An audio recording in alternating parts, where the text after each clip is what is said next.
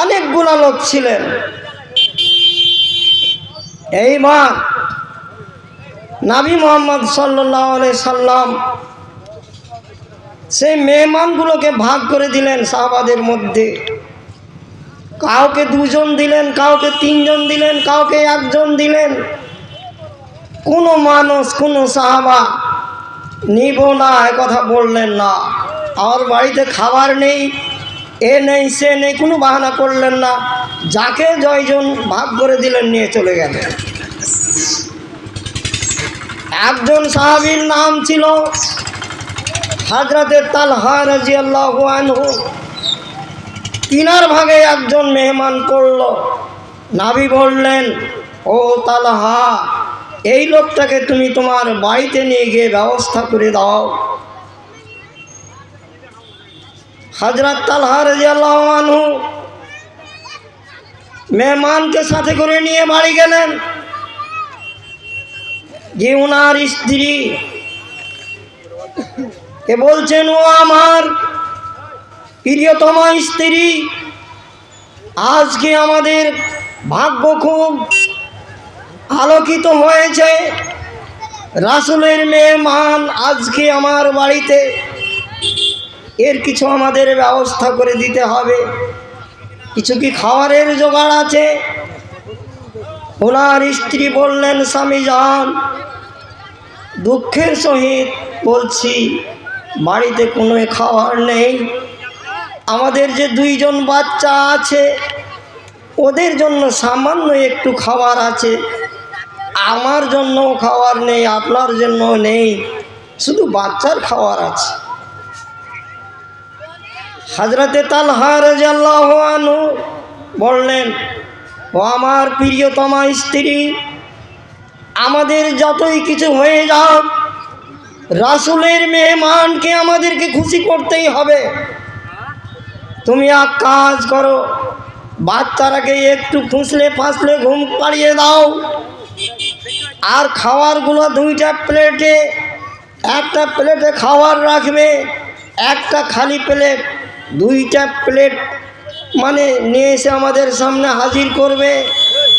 আর প্রদীপ বা চেরাগ, ওর সলতেটা বা পলতেটা ভালো করার বাহানাতে তুমি প্রদীপটাকে নিভিয়ে দেবে। আর আমি কি করব, খাওয়ার মতো ভাঁজ করব, খালি মুখটা লাড়ব, আমার মেহমান খেয়ে আসুদা হয়ে যাবে। সেই কাজ করলেন। আল্লাহ রাব্বুল আলামিন এই আমলে এত খুশি হলেন, আয়াত নাজিল করে নবী মুহাম্মদ সাল্লাল্লাহু আলাইহি সাল্লামকে জানিয়ে দিলেন, ওয়া ইউসিরুনা আলা আনফুসিহিম ওয়ালাউ কানা বিহিম খাসাসা।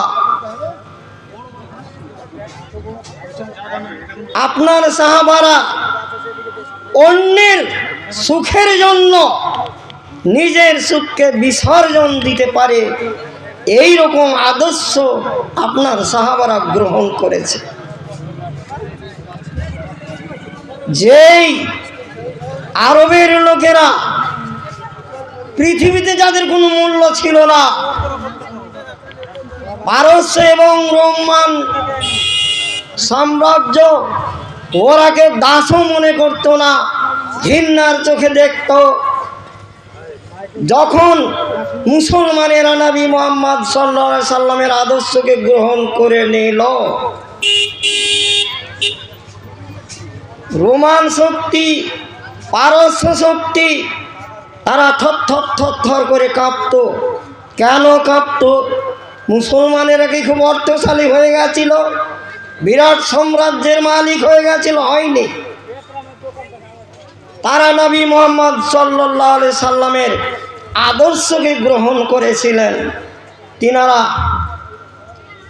কিভাবে?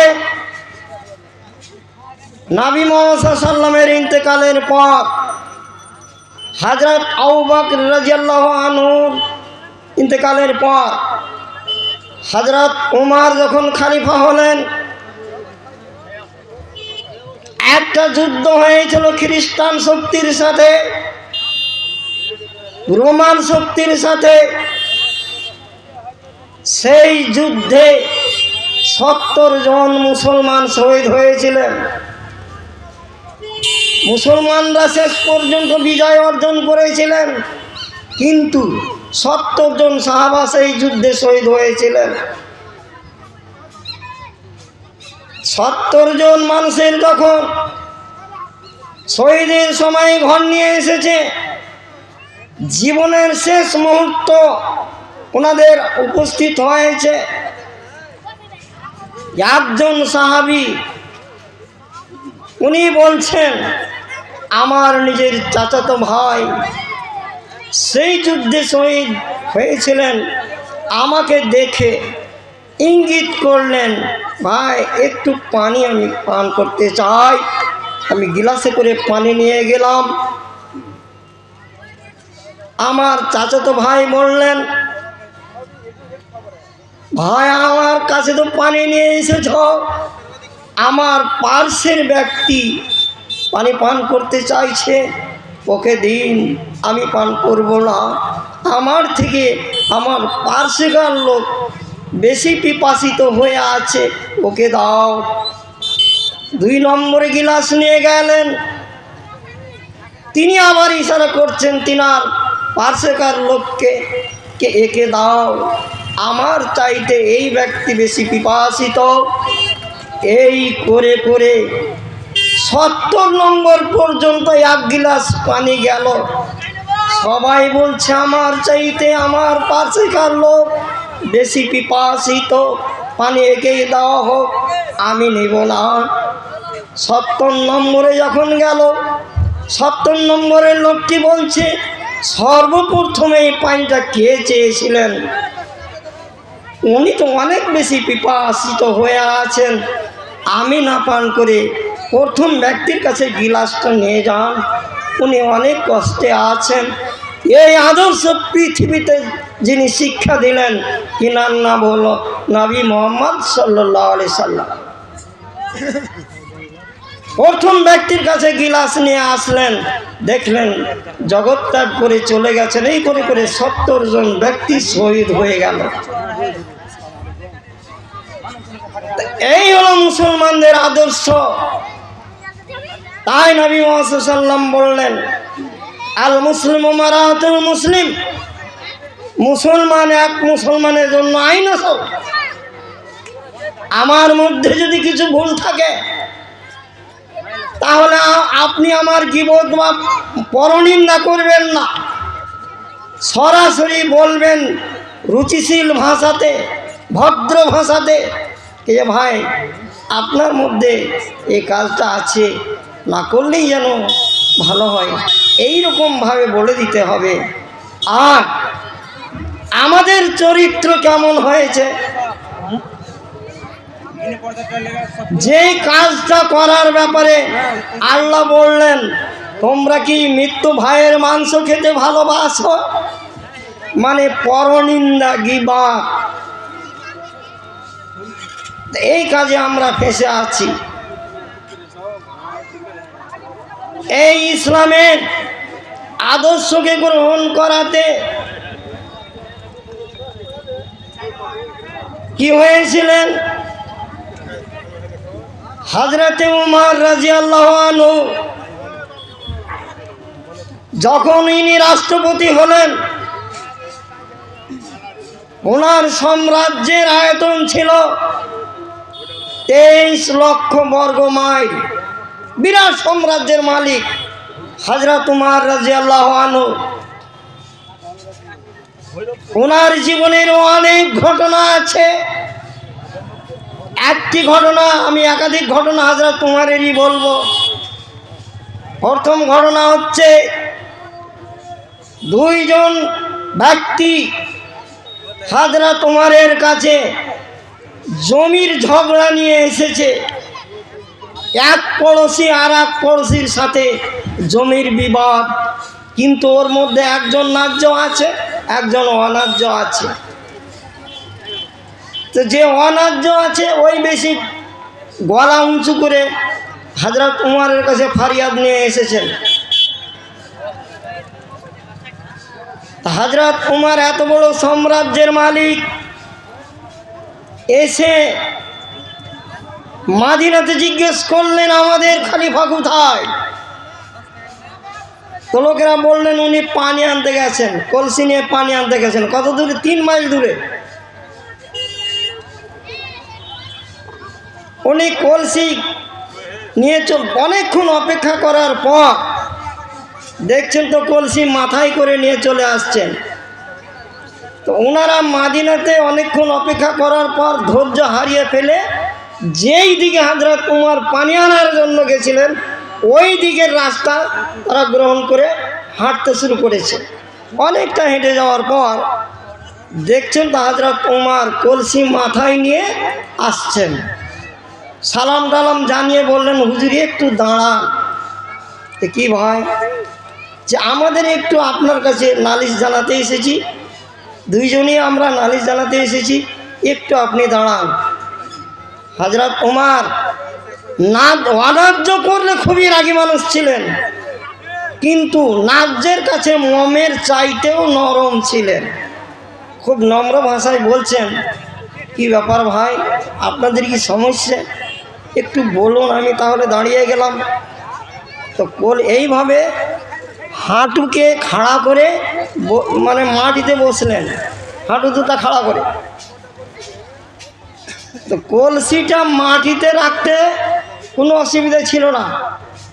তো এই ডান হাঁটুর উপরে একবার রাখছেন, এই হাঁটুটা যখন ক্লান্ত সালান্ত হয়ে যাচ্ছে আবার বাম হাঁটুর উপরে রাখছেন।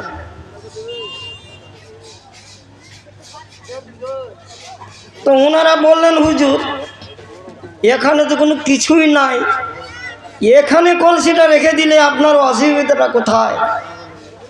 হযরত উমর রাদিয়াল্লাহু আনহু বললেন, ভাই এই জমির মালিক যে, ওর কাছে আমার অনুমতি লওয়া নেই, আমি পারমিশন গ্রহণ করিনি। কলসির নিচে যে মাটিটা উঠে আসবে এই মাটির ব্যাপারে কাল কিয়ামতের কোর্টে যদি আল্লাহর কাছে ফারিয়াদ জানিয়ে দেয় জমির মালিক, আমি উমর হিসাব দিতে পারবো না, অন্যায়ভাবে কারোর মাটি গ্রহণ করতে পারবো না। আমার কষ্ট হচ্ছে হোক, কিন্তু আমি এই জবাবদিহি যেন আমাকে করতে না হয়, এই জন্য একবার ডান হাঁটুর উপরে কলসি রাখছি, একবার বাম হাঁটুর উপরে রাখছি। আমার ব্যক্তিগত কষ্ট হয়ে যাক, কাল কিয়ামতের কোর্টে রব্বুল আলামিনের যেন দরবারে কেউ আমার বিরুদ্ধে নালিশ না জানায়। ওরা বলল, দুই ব্যক্তি হাত মিলিয়ে নিলেন হযরত উমরের সম্মুখে, দিয়ে বললেন, ভাই আমাদের মধ্যে যে ভুল বুঝাবুঝি ছিল আর আমরা ভুল বুঝাবুঝিতে থাকবো না। হযরত উমর রাদিয়াল্লাহু আনহুকে বলে দিলেন যে হুজুর আমরা আমাদের নালিশ উড্র করে নিলাম, আমরা নিজে নিজে সমাধান করে নিলাম। আমরা কি করলাম, আপনারকে ধন্যবাদ জানিয়ে আমরা চলে গেলাম। আজকে আমরা সেই আদর্শ গ্রহণ করতে পেরেছি। হযরত উমর রাদিয়াল্লাহু আনহু আরো একটা ঘটনা হচ্ছে, উনি যখন খলিফা হলেন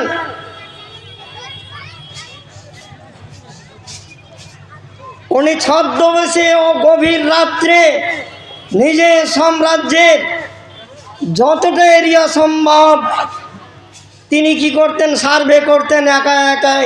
সঙ্গে তিনার চাকর হযরতে আসলাম রাদিয়াল্লাহু আনহুকে নিতেন। এক রাত্রের ঘটনা,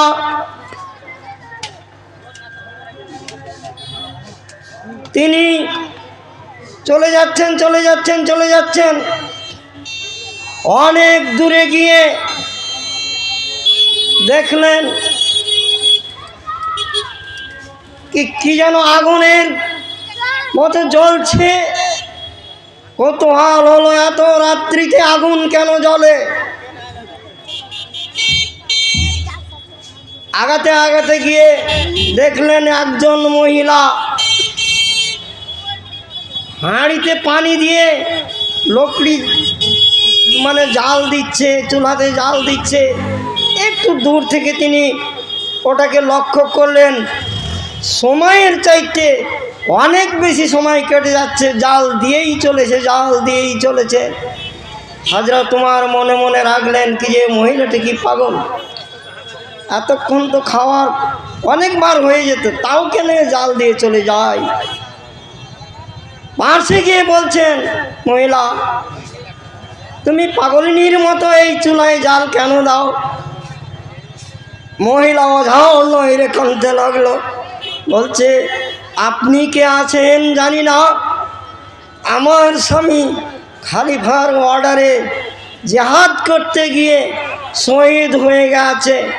আমার এই কচি কাচ্চা বাচ্চারা কি খাবে তার কোনো জোগাড় নেই, তারা খাওয়ারের জন্য আমার কাছে কাকুতি মিনতি করছে, আমাকে অনেক রকমভাবে বাধ্য করছে।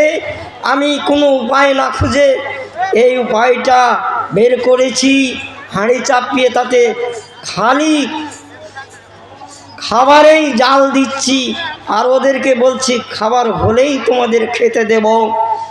এই করে করে ওরা যদি ঘুমিয়ে পড়ে আজকের রাত্রের মতো আমি একটু রক্ষা পাবো। হযরত উমর রাদিয়াল্লাহু আনহু অধর নয়ে কাঁদতে লাগলেন। আসলামকে বললেন, ভাই আসলাম তুমি একটু আমার সাথে এসো। এসেছে নাকি?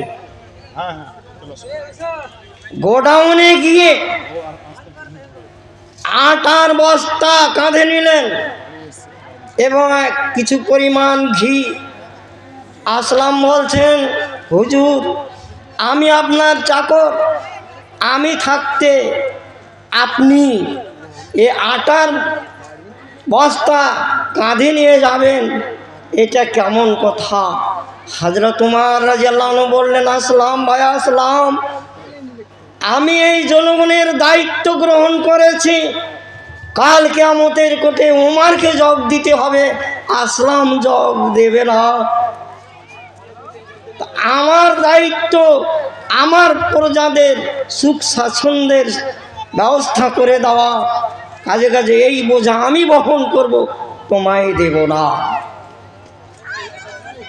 হযরত উমর রাদিয়াল্লাহু আনহু নিজেই কাঁধে বস্তা উঠিয়ে নিয়ে গিয়ে আটা সেনে রুটি তৈরি করে বাচ্চাদেরকে খাওয়ালেন। ঘুম থেকে উঠিয়ে মহিলাকে বললেন, তুমি খেয়ে নাও। ওরা যখন আনন্দ সহকারে খেয়ে নিল, মহিলা বলছেন, আমাদের খলিফা হওয়ার উপযুক্ত এই লোকটাই আছে। হযরত উমর কোনো কিছু পরিচিতি দিলেন না, তিনি বলে দিলেন, বোন তুমি কালকে সকালে এসো, খলিফাকে বলে তোমার কিছু একটা ব্যবস্থা করে দেবে।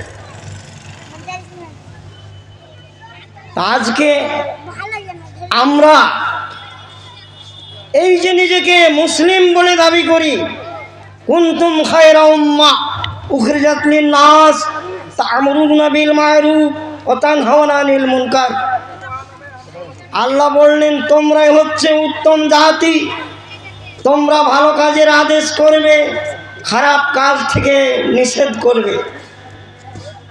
আমার ইসলাম ঘুষকে অবৈধ করেছে, সুদকে অবৈধ করেছে, হকদারের হককে মেরে নেওয়া এটাকে অবৈধ করেছে, হারাম করেছে। আজকে আমরা যারা নেতা হই সব কিছুকে পার্টির চশমা দিয়ে দেখি। যে সরকারি সহায়তা পাওয়ার যোগ্য সে যদি আমার পার্টির না হয়, তাহলে আমি ওর প্রাপ্যটাকে নষ্ট করে দিয়ে আমার পার্টির যারা পাওয়ার যোগ্য নয় ওকে দিই। বলল কাল কিয়ামতের দিন, যেই দিন কিয়ামত কায়েম হবে, 50,000 বছরের দিন হবে, সেই দিন আপনি কি জবাব দিবেন? হকদারের হককে নষ্ট করে দিলেন, এর জবাব আমাদের কাছে কিছু নেই। যেই ঘুষকে আমার ইসলাম হারাম করলো, আজকে আমরা ঘুষে অ্যাডভান্স, সুদে অ্যাডভান্স, সব কিছু অনিয়মে অ্যাডভান্স, আমরা কি করে খায়রা উম্মাহ হব? তাই নবী মুহাম্মদ সাল্লাল্লাহু আলাইহি সাল্লাম বলেছেন, আসছে নাকি? তো যাই হোক, আমরা ভালো মুসলিম কখন হতে পারবো?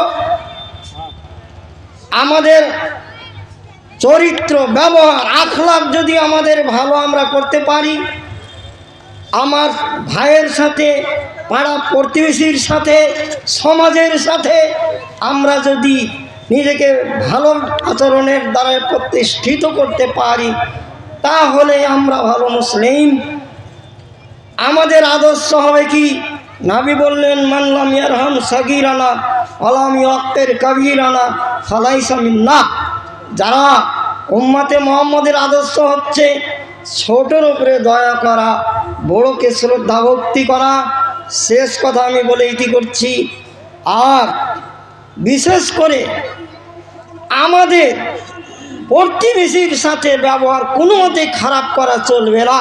বুখারী শরীফে অনেক বড় হাদিস আছে, আমি ওর সারাংশটা বলছি।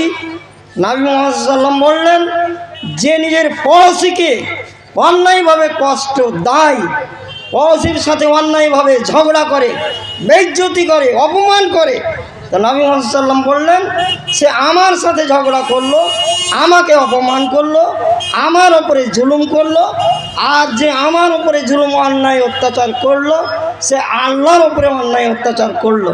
তো আমরা নিজের ব্যবহার চরিত্রটাকে কোরআন এবং হাদিসের আইনে যেন দেখতে পারি। আল্লাহ যেন আমাদেরকে সেই তৌফিক ইনায়াত করেন। আমরা সকলে বলি আল্লাহুম্মা আমিন।